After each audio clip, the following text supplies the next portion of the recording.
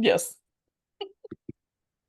Hi, everybody. Welcome to another episode of That Early Childhood Nerd. I'm Heather Burnt Santy, and I'm wildly unprepared for this conversation. But joining me today is Liz Nolasco. Hi, Liz. Hello. And Bethany Corey. I am so glad I'm not the one wildly unprepared this time. Well, That's usually my job. I thought I'm on my break between semesters, and I thought I'm gonna get so much recording done, and then I just completely over relaxed and ended up not doing a couple of planned recordings that I had. So last night I panicked and I texted everyone from the tub, of course, uh, who wants to record with me tomorrow. So here we are. But I also thought we were starting later, so I haven't fully read the article. But I have some highlights. I think I can jump in. But I've been assured that Liz and Bethany are ready to just make it their episode. Very ready. All right. Are you set? Yeah, go ahead. Okay, hold on to your shorts. Ready. So this is an Uno Reverse episode. The quote, we'll see if you're aware, if you know. Children need to play, and play is disappearing from their lives. What are you doing? We create and contribute to the systems that are erasing play, and that means we can create and contribute to better systems that support play and make the value of play visible to others. They can then join our efforts, and we become even more effective in bringing free play back to children. Schema play theory provides a framework for these advocacy efforts. We learn about schema play, and then we start to see it. Each schema play story becomes a tool for persuading play skeptics. You turds. Everyone's entering the waiting room. What's happening? Surprise! It's a Book Release podcast. How did I get here? You made me read an article in a panic state. It was a short one. This was a very short article that I sent you. And are ambushing He me made now. you read? Oh, man. Oh my So out of character. God. Okay, so Mike Huber has joined. Richard Cohen is trying. His Zoom is connecting. So that quote was not from the article that Liz sent me that I hadn't fully read yet. It really wasn't. Where is it from, Heather? It seems like it's maybe from something I wrote. Perhaps. Is that in my book? That is 100% from your book. And how did everyone get a hold of that, Bethany? I think I'm the only one who has read it. I don't think anybody else has read their illegal copy of your book yet. Okay. But I did have the honor of reading Heather's most amazing book beforehand. I sort of strong-armed it out of you, and I'm glad you did because it was fabulous. Oh, thank you. It is fabulous. So nice. It's still there. So I picked a couple of quotes and let Liz run wild. Okay. Yes. So what okay, yes. Go ahead. I'm starting off with a question, and then everyone else is going to jump in with questions, and then we're going to make you tell the story of your book and promote it. Okay. All right. I might cry, but okay. Mike, I don't know. I don't think you heard it, but I started with the children need to play. It was this third quote that Bethany sent. Okay. So, Heather, Liz, tell me about schema play and advocacy. How do these two things connect for someone who is totally unfamiliar with schema play? Oh my goodness. Okay, so schema play comes from, or the idea of schema play comes from the research of a woman named Chris Athey, who was did this research in the 70s in the UK. And she was curious about what you could learn about what children are learning when they play. So she set up a program. Oh, this is like a pop quiz. Geez. 2 to 5-year-olds. I think it was over the course of 2-3 years, and they would come in and just play. And what she found was that there were a lot of kind of repeated patterns that she was noticing in children's play. So she called those play schemas. She had over 40 schemas kind of recognized, but mostly now we focus on 8 or 10. And so it's stuff like transforming and transporting and trajectory and connecting. I don't think I can list the whole thing since you ambushed me like this, and now I'm in fight or flight. Which schema is that, real quick? Essentially, it's patterns in children's play that we can use then.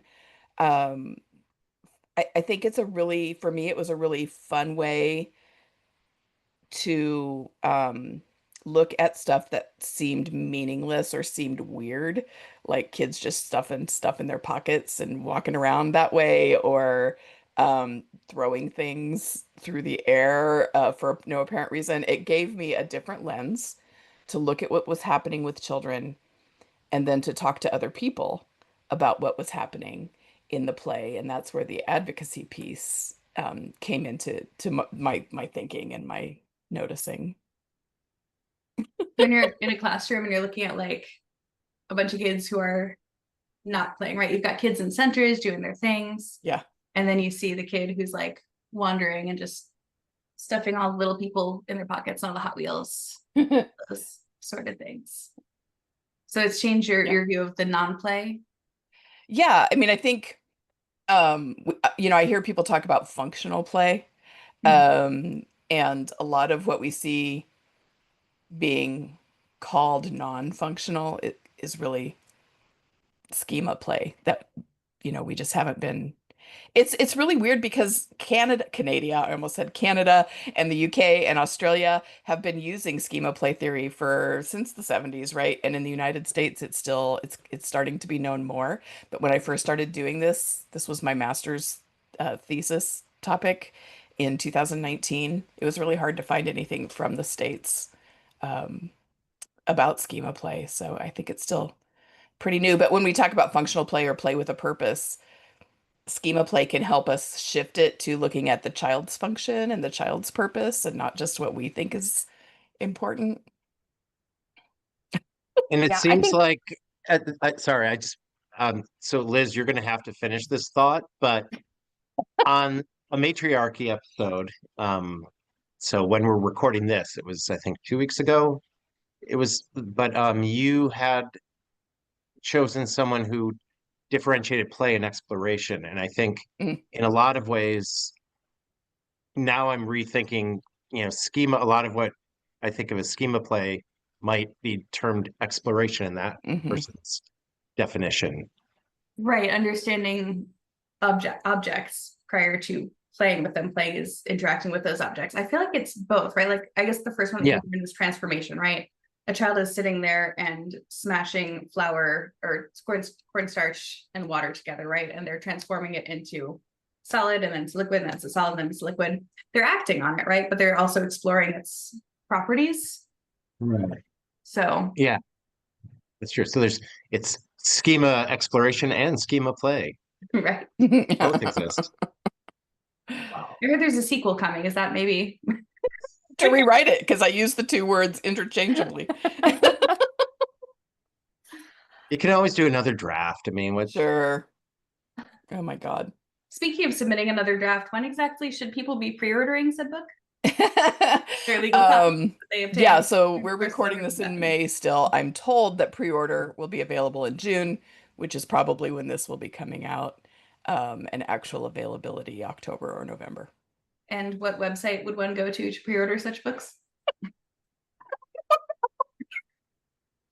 I assume it'll be on Amazon. It's being published by Teachers College Press Thank and you. part of their fall catalog, so teacherscollegepress.com.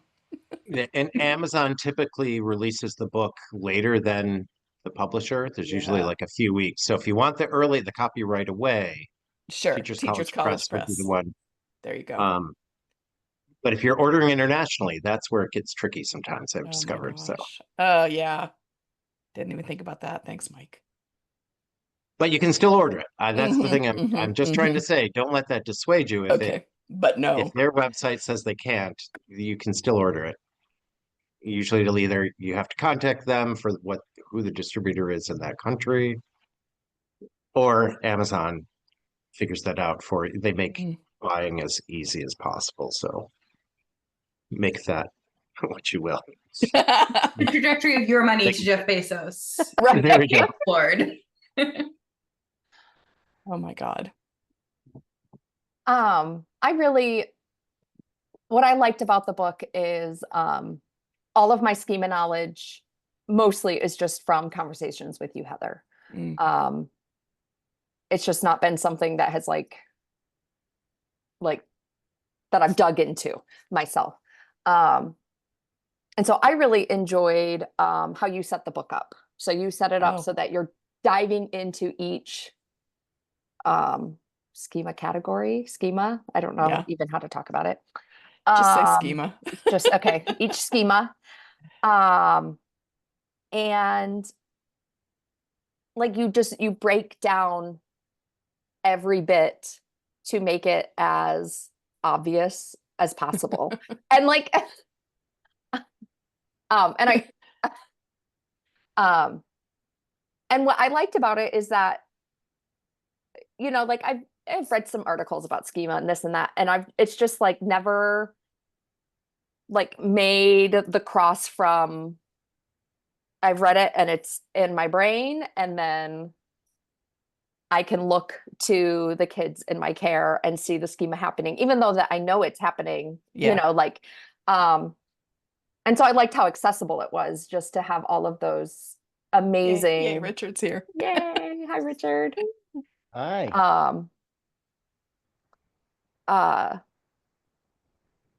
And I think it does, like, it crosses that bridge between like people who know nothing about schema. They're going to be able to come into this book and get a ton out of it. I But I so. think, well, yeah, they will. But also like other practitioners who want to deepen their understanding of schema Mhm. will get a lot from it too. Yeah. It's a really good book. Oh, good. Yeah, I think for me, like I remember it was more a Mike Asks Heather episode about schema when Mhm. early on in your, maybe before you actually started writing, but Mhm. what really helped me as a teacher was I found myself, because I had been, you know, decades with preschoolers, and when I was with toddlers, like, you know, child's carrying these things across the gym, and I Mhm. remember oh, are you going to, you know, are you shopping or something like that? Yeah. And then like remembered um what I learned from you about transporting, and just Yeah. instead I picked up some other, you know, some other things, and I started walking too. And then like 4 other toddlers followed the two of us as we just carried things around the gym. And it was just this eye-opening thing, right? That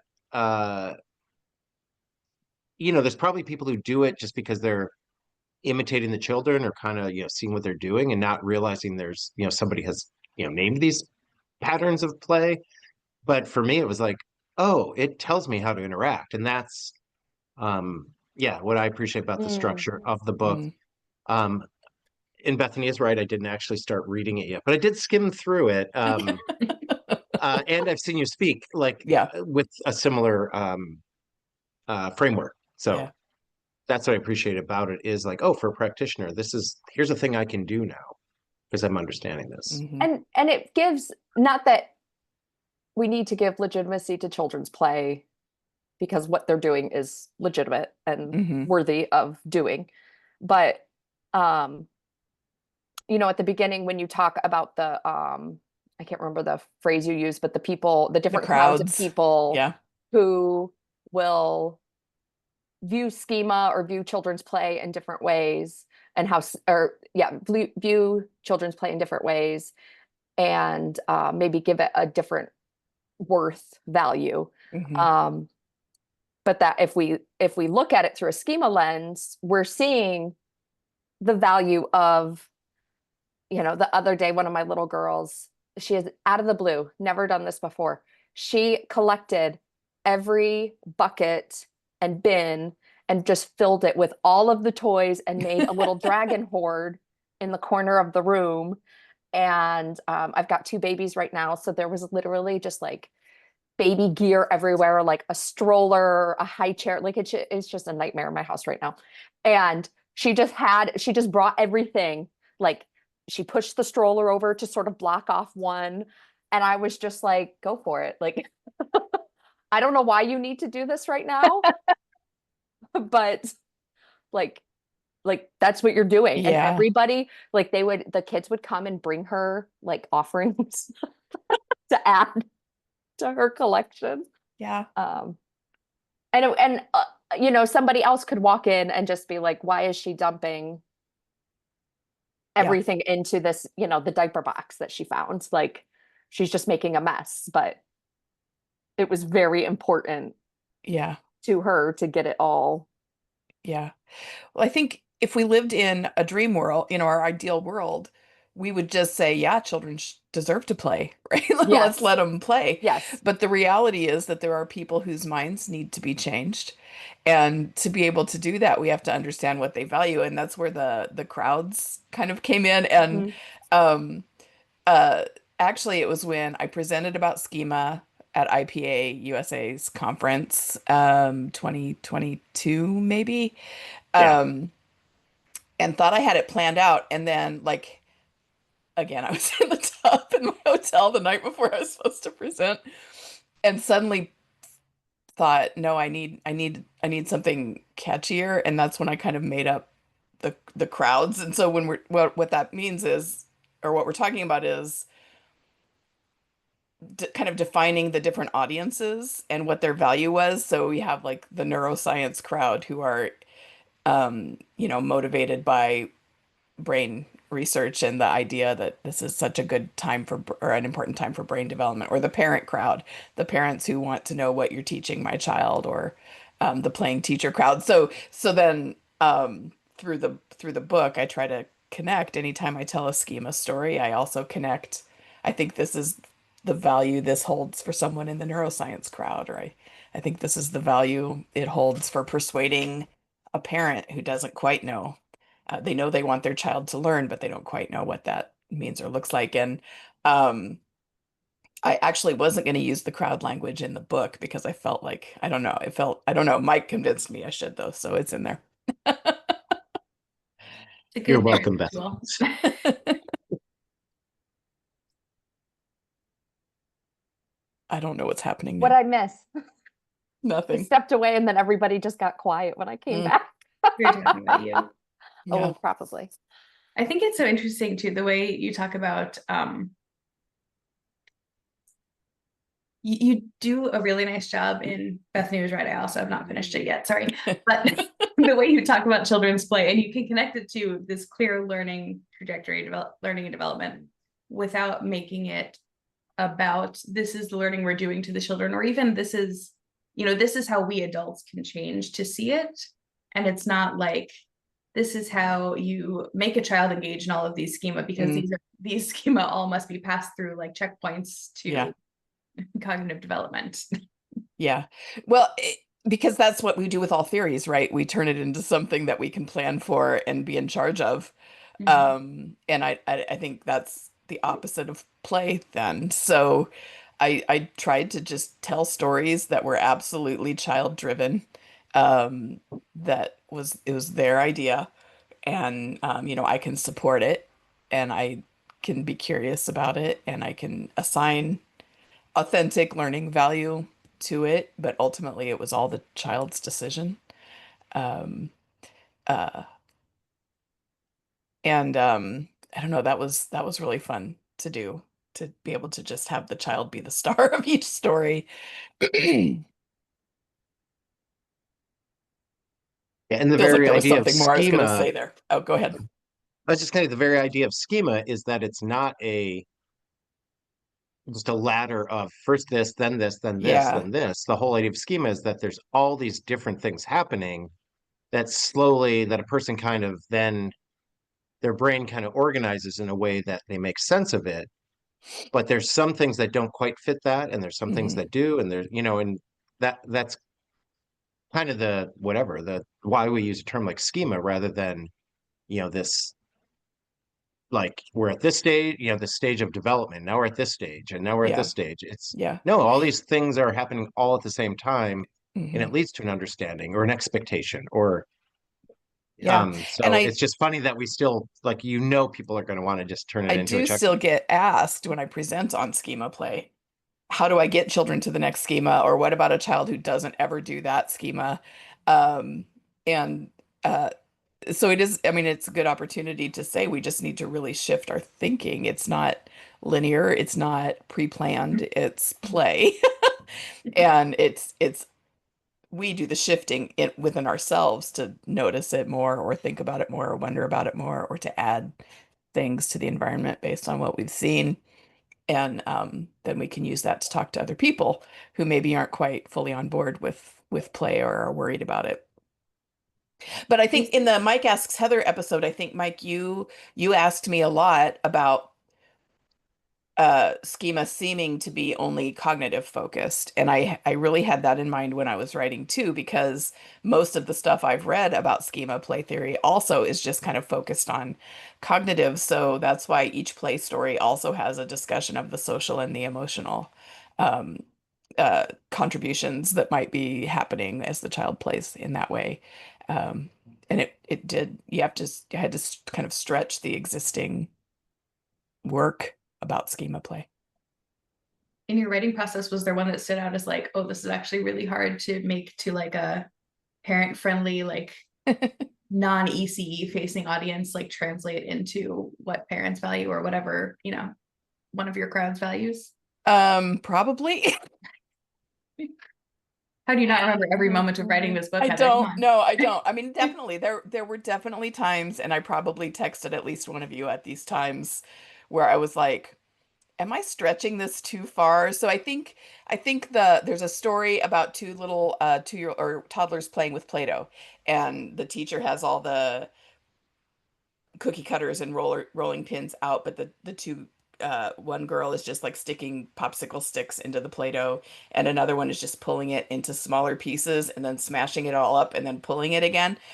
And in the literacy section or the math, I can't remember, but I was making the I was trying to make the case that connecting and disconnecting is, composing and decomposing, and that's a big piece of learning to read or learning to do math. And that was one where I felt like, are you trying too hard here? Is this real? Is this an authentic argument? And I just think I decided it was, and probably I texted Stacy Bench, and she reassured me. But yeah, I mean, there were times when more than thinking, can I really make this case? It was, am I trying too hard to make this case? Yeah. Well, it does not read like that Oh, anywhere. good. So, Okay. I mean, you would think that, so the format is within each schema, you're hitting the different, um, social and emotional experiences, school readiness, um, with literacy, science, brain development. Yeah. Um, and I did have a thought at the beginning. I thought, oh, this could get kind of repetitive just because we're kind of going over the same Yeah. information. Yeah. But there's such a depth to children's play that we as adults need to step back and look into. Yeah. Where, like you said earlier, like we can't make the kids go to a different level of schema. Like we have to see what schema they're Yeah. into at Yeah. that time. Yeah. And not every child will have like a Right. recognizable schema. There's a Right. couple of stories, Freddie and, oh wait, I changed their names in the book. So George and I can't remember the other one, but they have very defined, this is my schema. I am enclosing and enveloping all the time. I am rotating all the time. And then others are just spread throughout. We just sometimes see them, but it's not one child only doing that schema. So there's different ways of watching for it too, I think, for schema. Can I just say I had parent release forms for the children who are named in the stories, like I had permission. And then Sarah, the editor I was working with in the early stages, said even if you have permission, use a pseudonym. So I texted the parents and said, ask your kid what they want their pseudonym to be in the book. And it was so funny because so many of them had it like in their pocket. They just knew what their pseudonym was going to be. And I love it. And there's one you've heard me I'll just, well, this is probably breaking the rules. You've heard me in podcasts talk about Gus. He's a big part of my growth over the last several years. He wanted to be Link because he'd gotten in trouble at school for writing Link on his papers instead of his real That's name. amazing. So that's who he is in the book. Richard, do you have any questions for Heather? Well, I've come in a bit confused. I wasn't sure what this podcast was about. Yeah, me neither. I haven't read the book. I thought we were just talking about why Heather was so awesome. I didn't know we were specifically focused on the Oh my book. God. Sure. Talk about why she's so awesome. Well, what I can say about this book is that if Heather Bernt-Santy wrote it, I know that it is scientifically accurate, well-informed, has a lovely, warm heart, and treats our field as professionals with a unique knowledge base. I know all of those things without even having read the book. So I'm excited to read this book because Heather is awesome. Aw. Oh, Which I man. think was the alternate title for the book. if I Heather is remember. awesome. Heather is awesome. That's And I'm what really it says on my flattered that you file. dedicated the book to me. I thought that was very sweet of you. You're all in the acknowledgments. I don't think we've said the title. Oh, what's the title of your book, Heather? Is Which it at Heather this is point, awesome? It's not Heather is awesome, and honestly, today I don't like it, but maybe by the time this comes out, I'll like it again. But it's just called Using Schema Play Theory to Advocate for Free Play in Early Childhood. Very intelligent sounding. Love it. But we'll see. Um, What was your working title? Like, what did you call it while you were working on it? Heather's I'm- Most Awesome Book? No, that's what I called it. What the title is what I've been calling it. And then, as you all know, I had a little freak out when the editor sent me title ideas, and really sort of pushed for it to stay using Schema Play Theory. And now that I won, I don't really like it anymore. But you didn't even have a nickname? No, not really. I mean, no, Oh, I just wow. called it the book. Wow. I Just would the call book. it Schema Shmema. That's my thought. When I Yes, when I perfect. was flipping through pages, getting a list of or getting some of the quotes that we were going to surprise you with. I'm trying to find it. At one point, I wrote in the margin, "Take a shot every time she says pedagogy." Now That was I it. that's a do good really idea. like the word, and I did have to fight a little bit to keep saying free play pedagogy Yeah. in there, but I felt strongly enough about it that I kept fighting. It is a favorite word. They should take a drink They should. when Yeah. I use Um, it. There goes Mike. Yeah, that was lovely. My question for you is, when did you decide to write a book and why this topic? Oh my goodness. I decided to write a book when I was 11. And read Little Women, and fell in love with Jo March as a writer. So I mean that's why I got the Jo March tattoo this week. I was going to say, show Um, us your nice. ink. Yeah, it's at a But weird let's fast angle to forward just a show. little bit. Oh, okay. But that was a celebration of the book being done, and having really written a Oh. book. I mean, it's kind of Awesome. been in my mind for a long time. I mean, that's a true story. When I was 11, I knew I wanted to write a book. And through my whole career, I have thought that I had something worth writing about. I just, once I think once I started doing the podcast, the urgency kind of relaxed because I had a different way of getting thoughts out and sharing. But this specific book, actually, Sarah Jubar, who I work with she's the acquisitions editor at Teachers College Press. She was with a different publisher during COVID, listening to podcasts, emailed me and said, I think we should write a book. Or you should write a book. And schema play was my first idea because that's what my master's thesis had been, and I was really interested in it. Um, uh, and then series of events. Someone else was going to write a schema book, and so I thought, well, I should change my topic, and gave her a different topic. And then I wasn't as passionate about that topic. Um, and then I got cancer and spent a year and a half trying to survive that. And in that time, Sarah changed publishers and emailed me, asked how I was doing, and if I wanted to start talking about a book again. And she was with Teachers College Press now, which I would not have even thought to propose to Teachers College Press. Like that's I just told them, I don't know. I didn't think I'd be able to write a book for them. Anyway, so then we went back to the schema idea because the other book didn't happen. And that's where we are. Tiffany introduced me to the idea of schema play, and I dismissed it, thinking it's another buzzword. It's another, we have baskets, so we're Reggio. And so, but then I started to see schemas in children's play in front of me and thought more about it. And when I did the master's work, I wanted to find something that I didn't think anybody else was writing about, and that's where it all came from. And I mean, the format came after I started writing. Like, I remember sending Mike one of the child scenarios, Teddy carrying the bag of balls. And it was written very differently than it is in the book. And Mike was like, I can't even finish that. Like, his ADHD, it was too detailed, and he's like, I see what you're trying to do, but I Right. don't think this is the format you should use. And so I switched it up a little bit.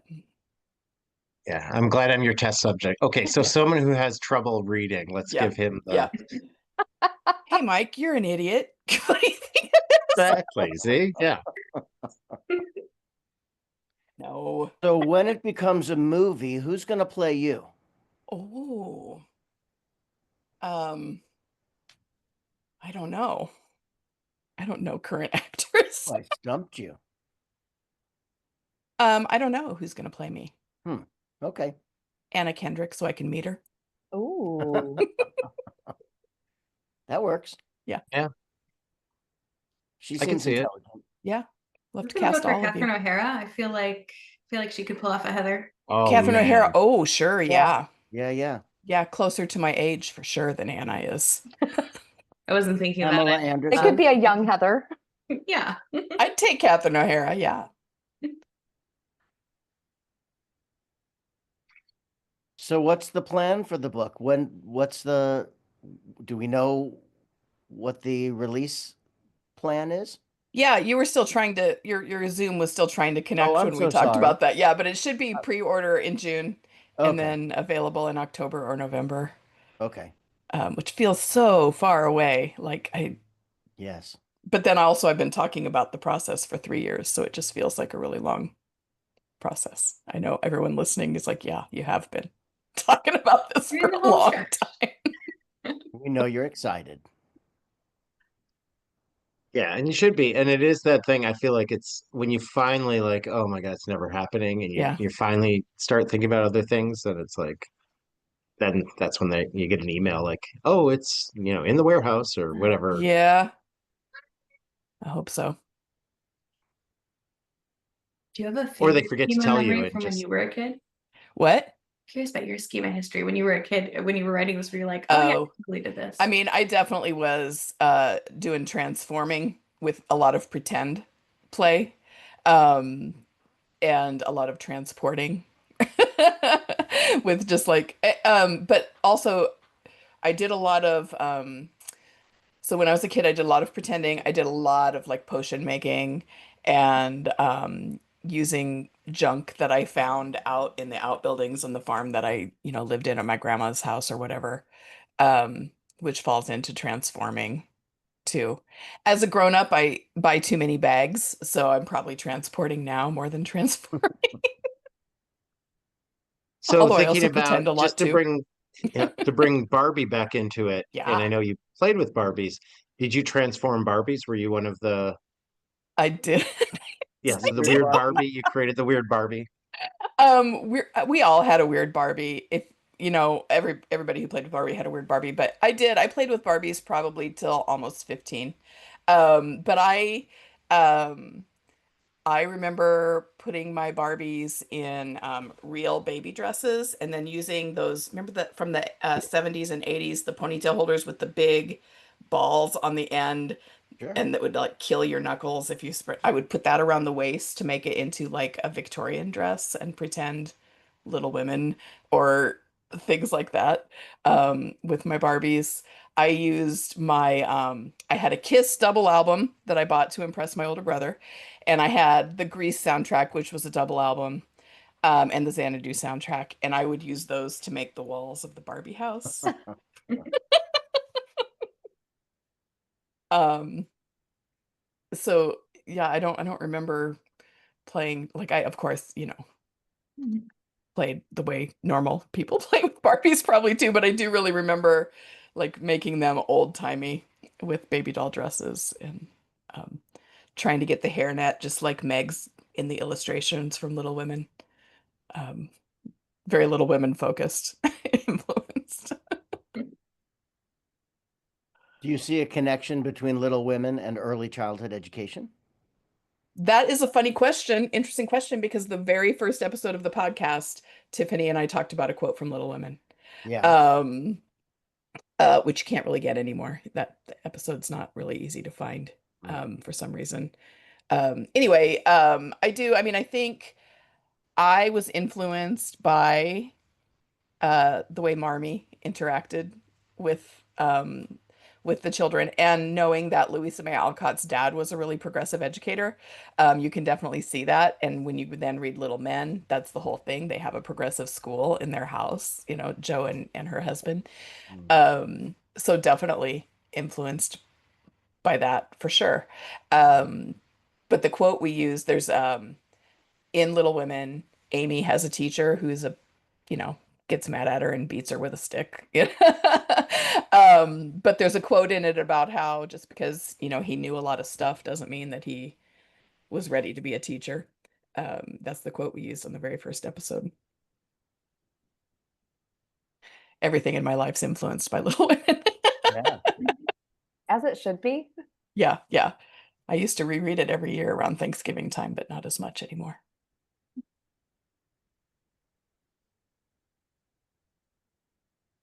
What was your favorite story from the book? My favorite story from the book. Um, oh my gosh, maybe I'm trying to remember what the pseudonyms are that I can't remember. Oh. But it's in the trajectory chapter, I think, and Okay, the little boy was using a pool noodle that had been cut in Jaden. half long. Jaden, thank you. Um, uh, Standing at the top of the Little Tikes climber slide thing and trying to use that pool noodle as a track for a car and have it end up on the trampoline. I feel like it's one of the more transgressive stories. Like he was using things from all different areas and asked for a pool noodle to be cut in half, and was moving things to spaces where they didn't really belong. Um, and there was a teacher involved, but not intrusively. She was there and she had some ideas when he was clearly stuck. Um, and he just had the most mischievous smile. So yeah, that's probably my favorite. I mean, I love them all. I have a lot of affection for all the stories because of the Yeah. kids. Since we're at the end of Matriarchy Month, who Oh was yeah. your main hero that inspired this book? My main hero, I mean, Chris Athey inspired it, of course, because it's her work. Tiffany's the one who introduced me, Tiffany Pearsall, so I've got to have her in here as a matriarch of the book. Right. Um, and honestly, my instructor in that last master's class when I was writing this, um, mostly for she didn't really challenge me. She just had never heard of this work. So I think if there hadn't, this will surprise no one, if there hadn't been that little bit of resistance, then I might not have hooked into it so much, and really had that, oh, I'll show you kind of response. She was fine. She just had never heard of it before. And how Um, wild that going back to this is Yeah. not something that's prevalent in the US, Yeah, the knowledge of schema theory, yeah, yeah, that your instructor who has Yeah. had an education, yeah, also an early childhood education, like that she didn't know about it. That's yeah. wild. It is. And Really wild. but it was really great. That worked to my advantage when I was making the book proposal, when Sarah, the editor, and I were making the proposal to the actual committee, that would decide.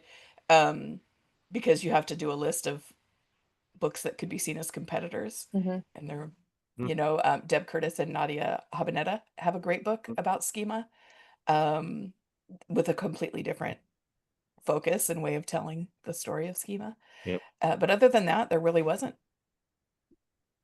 a local United States kind of competitor to it. So What are the main messages you hope readers will take away from the book?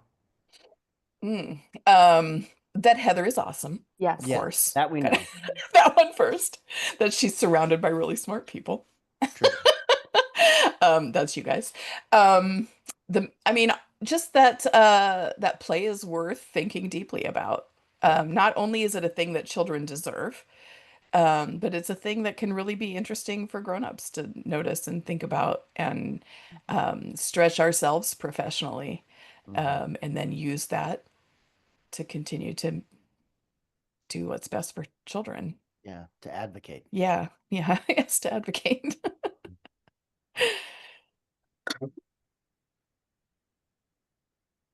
I don't know who's in charge of this conversation, so Um, every time there's a pause, I'm like, Yeah. is this me? What What am I next? doing? Sorry, I didn't plan enough questions.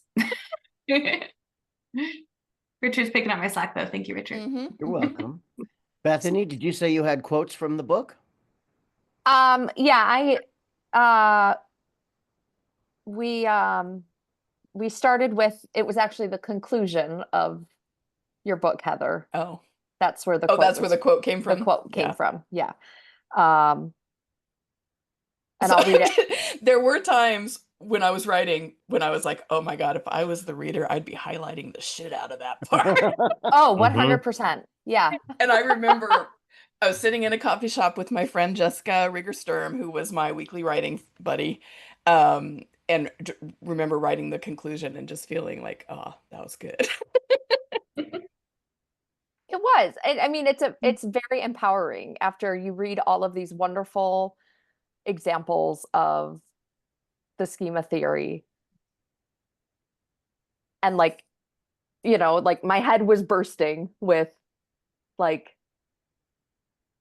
thinking of the play that I've, am seeing daily with my children. And then having that call to advocate for the children Mhm. that you are caring for.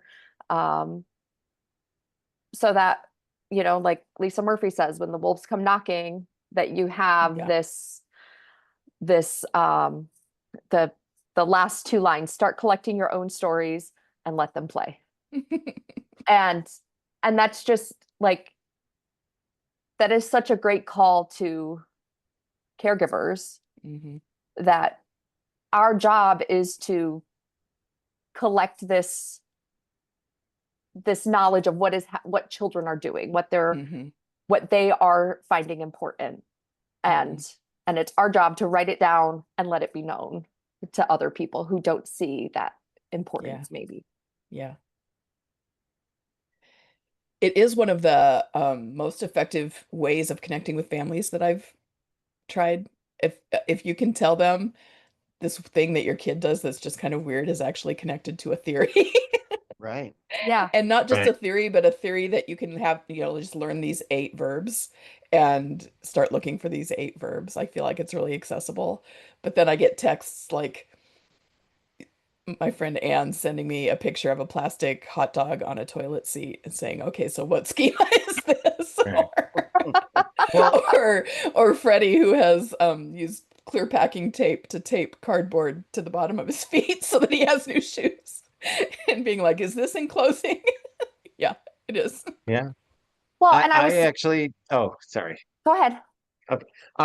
I a few years ago now, so after I had started talking to you about schema, I had been asked to write just a short um post about like what toys to buy. It's for like parents, for like what should they buy for Uh-huh. Christmas. And so I used ski like because it was for young children. It was like, Uh-huh. well, what do they like to do in term like let's look at schema. Do they like this? Here's the type of thing you Yeah, might buy. fun. Do they like this? And so I think that was like a really easy way because usually at a toy store or whatever, people say, what are they interested in? Hmm. And parents with like a 2-year-old, they're like, well, I mean, you know, cars, I guess, Yeah. or I don't like there's not as an easy way to do it, but when you start looking at do they like to put things inside other things? Mm, Do they like to carry things around? Are you always like finding stuff in their pockets? Whatever the yeah. thing is. And it was a much easier way to um think about it. And I can Hmm. see how parents would be empowered Yeah. That's good. We're going to by use that to promote the book when it's out. start Smart. the line of Heather's line of Yeah. toys. It's Things funny. to put in your pocket. Wheelbarrows.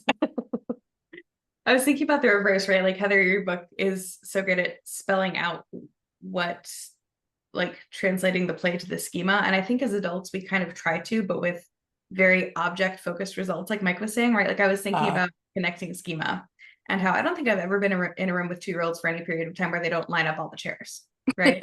And yeah. every adult in the world says, "Oh, you're making a train or a bus," or and we think, "Oh man, 2-year-olds just love transportation." When Yeah. actually, Yeah. Well, I mean, that's one of the stories. There's a yeah, I didn't 4-year-old read it. Sorry. named Millie, um, who's that's not her real name, but she had that name so fast, and I was like to her mom, I said, "Has that name come up before?" And her mom was like, "Not at all, ever. I've never heard her say Millie before." But she was doing the wooden train tracks, and she never played that way. She always was in dramatic play being a mom. So it was weird. And so I thought, oh, she's into trains now. I'm going to bring in train books and we're going to do train stuff. And she wasn't interested in any of the train stuff, but she was connecting. It was connecting. It was figuring out how the pieces connect, how they come apart. Why did these magnetic trains sometimes push away and sometimes connect?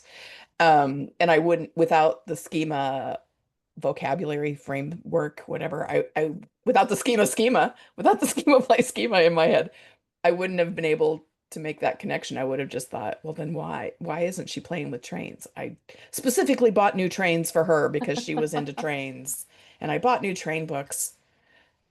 It wasn't about trains. Yeah. So So that makes in me wonder when you were writing this, are there things that surprised you, right? Because I Mm, know for me, like I have an idea of what I'm going to write about, and I'll write like the outline and everything. But then as I'm starting to write, I get to these points when it's like, oh wait, what is that? If I went a little deeper, what's going on yeah. here? And just curious, like what moments you had, Yeah, I mean, if you can I think of feel anything like specific. I'm a lot more confident talking about uh like math specifically in a non focus on how do I want to say this? Like we know blocks are good for math, right? We've heard that, we know it. We know that counting it's more than just counting, it's more than just recognizing numbers. But because for every play story I had to really dig in and see what math experience they might be getting, I feel like I'm more knowledgeable about it myself now from having written about it. And I mean that was sort of surprising and scary. Because math is not my strong suit. And so there was always also the fear that, again, am I stretching? Am I reaching? Is this really a connection that I can make? So I had to learn more about how broadly we need to think about mathematical learning in early childhood to get beyond just numbers and flashcards and stuff and counting bears. Um, so that, yeah, that was a surprise to see that it is really more than those things. I kind of thought it was, but now I have some I've learned myself, and so then it's in the book for others. Yeah, this will be a great addition. I also just finished Amanda Morgan's book that Yeah. was your number one.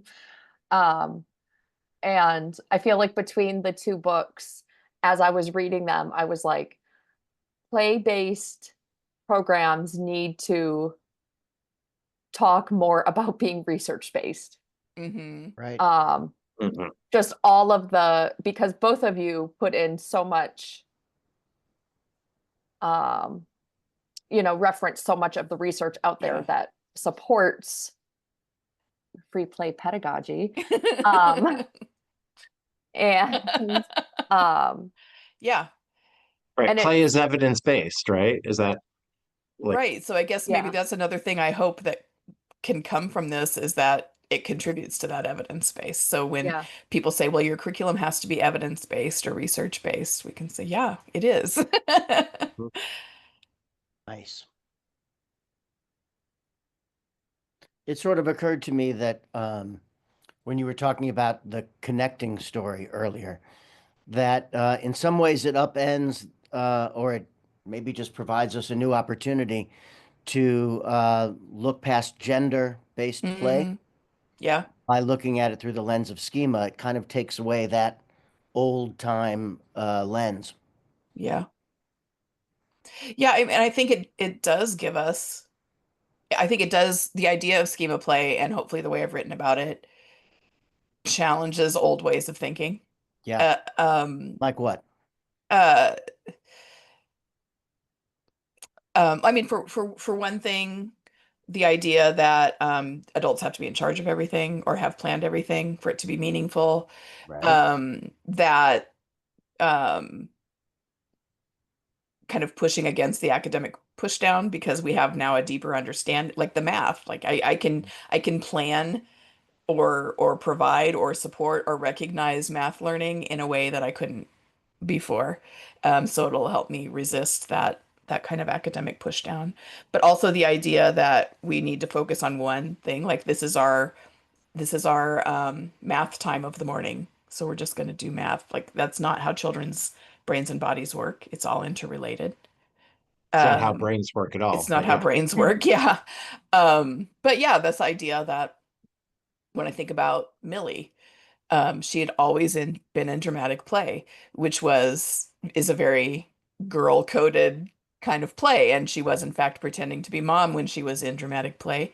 And maybe the thing that caught my attention when she moved to trains was that, wait, Mm. that's not how girls play. Even though I Right. don't consciously think that, I probably had that implicit, oh, well, now she's playing like a boy or something. So I think anytime we move away from the noun, um, uh, it's useful in those gender play conversations. Yeah. We move away from the product and just look at process kind of stuff. It helps us break up with that idea. Yes. In the same way that gender can be limited, you talk some, I did read a little bit about barriers to play, right? And so you Yeah. talked earlier about how like it's not a checklist. It's not that every child needs to pass through each of these schemas. But what are some of the barriers or some of the ways that educators can actually promote schema play or support the schema play that's already happening or that they see developing? Um,